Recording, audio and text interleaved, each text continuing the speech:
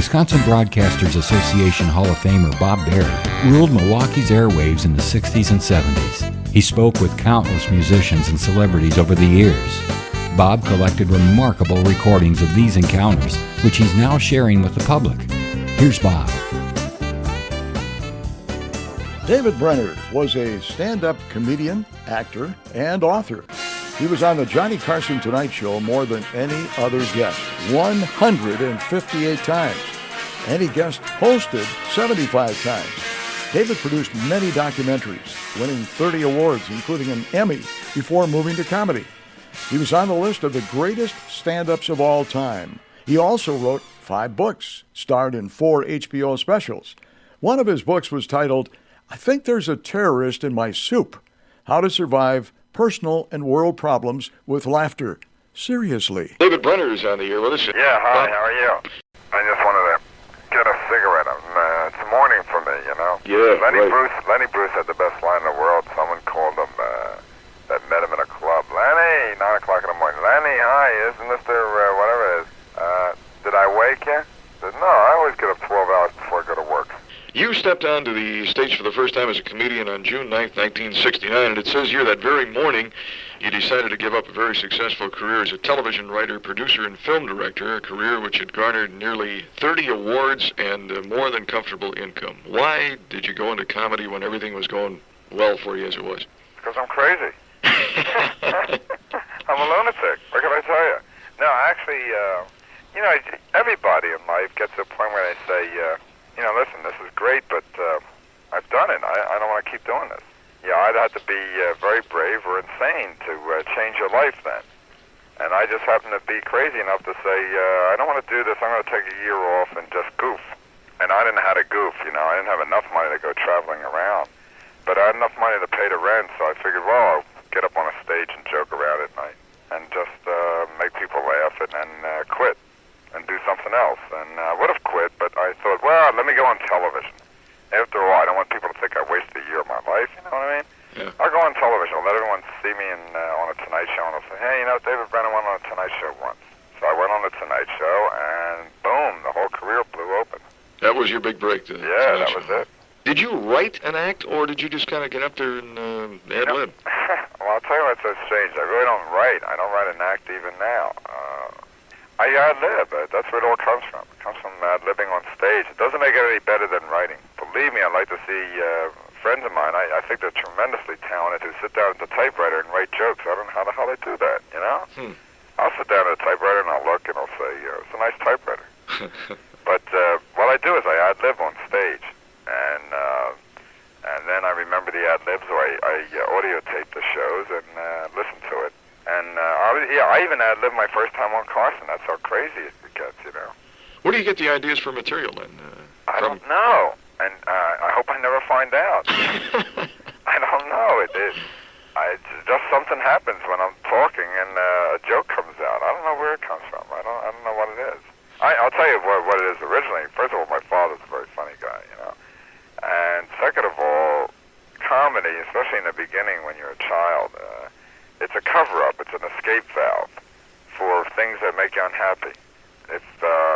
If you're living in a poor neighborhood, which I grew up in, and you just look around you all the time and you say, oh, this is poor, I'm poor, the neighborhood's poor, my parents never got out, I'm not going to get out. I mean, you'll be a basket case by the time you're 10 years old. So what you do is you've got to lighten it. And everybody has different escape valves, and mine was always humor. I would always just make fun of it, and it wouldn't seem so bad.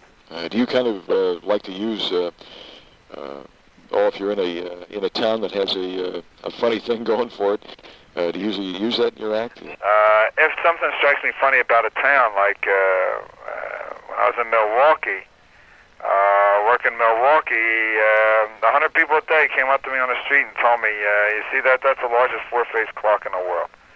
Now, when you hear it once, you hear it 5 times. Now it's starting to get, every day someone's telling me it's the largest four-phase clock in the world. And I told them, I said, if one more person tells me that, it's going to be the largest broken four-phase clock in the world. What really set you on the road to comedy? What was it?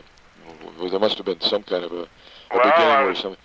Well, I was on an island in the West Indies, a place called Nevis. and I was soul-searching, figuring out what I wanted to do with my life, and I think it was the BBC, Transcontinental Broadcast, and it rained 3 days. I was stuck in the house that I had rented for 3 days, and the news was really depressing. And I just thought, people have to laugh at themselves and laugh at the world, otherwise we're going to go under. And then I said, well, I always made people laugh. Why don't I do that for a year? That's really the turning point, the moment of decision. Did your family encourage you at all? Well, they just encouraged me to stay out of jail. That's all they did. My father was a vaudeville comedian, and so he was always funny. Humor was a very big commodity in our house. And but they never directed the children into any of us into careers or anything. They just let us decide our own lives, which is the way I think it should be. You aren't married, are you, David? No. You think you will someday, or doesn't it? Oh yeah, if I met the right girl, I'd get married, sure. Yeah. Were there any? Or I met the right gorilla. I like gorillas. You ever look at a gorilla in a dress?